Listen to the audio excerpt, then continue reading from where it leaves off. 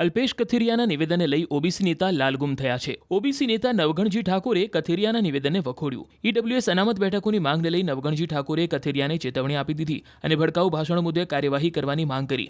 સાથે જ કથિરિયા ગુજરાતમાં શાંતિ ડહોળવાના પ્રયાસ કરી રહ્યા હોવાનો આરોપ લગાવ્યો। નવગણજીએ ચીમકી આપી કે કથિરિયાની માંગ માન્ય રખાશે તો આખા ગુજરાતમાં ઓબીસી સમાજ રોડ ઉપર ઉતરશે। અલ્પેશ કથિરિયાએ એસસી એસટી અને ઓબીસીની જેમ ઈડબ્લ્યુએસ અનામત બેઠકોની માંગ કરી હતી, જેને લઈને રોષ જોવા મળી રહ્યો છે। माँ अंबाना धाम में दर्शन करी माताजी ने हूँ प्रार्थना करवा आयो छू कि अल्पेशभाई कथरिया ने सद्बुद्धि आपे। गुजरात नी अंदर शांतिप्रिय प्रजा से सुख शांति थी लोग जीवी रह्या छे, पण वारंवार आवा भड़काऊ निवेदन आपी अने गुजरात नी शांति डोळवाना जे प्रयास करी रह्या छे आ लोको, एटले एमने भगवान सद्बुद्धि आले, माताजी अंबाजी सद्बुद्धि आले एवी प्रार्थना करवा आयो छू। अल्पेशभाई कथरियाए सूरतनी सभानी अंदर एक निवेदन आप्युं छे के फरियादी ने आरोपी बनो।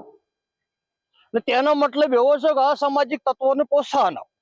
बीजो आपणे एमने शब्द कर्यो छे के सिस्टम अने सरकार बे कब्जे करो। तो सरकार तो एमनी जोड़े छे पाटीदार समाज जोड़े। एमना पाटीदार समाजना भूपेन्द्रभाई पटेल आज मुख्यमंत्री छे। सिस्टम એટલે આખી સરકાર કબ્જે કરો, સિસ્ટમ કબ્જે કરો। અને વિશેષમાં એમને એવું કીધું કે સ્થાનિક સ્વરાજની અંદર 10% યુડબ્લ્યુએસ ને અનામત આપો।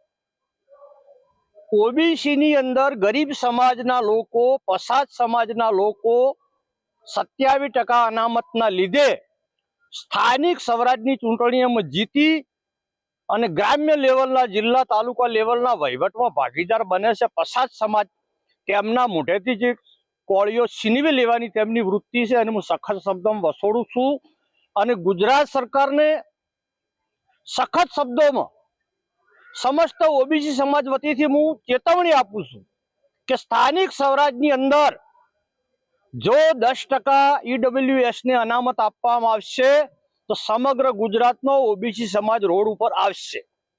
वर्तमान समयनी अंदर यूडब्ल्यूएस ना लीधे ओबीसी समाज, एससी समाज ने एसटी समाज त्रणेय समाजने खूब पारावार नुकसान सरकार करी दी छे।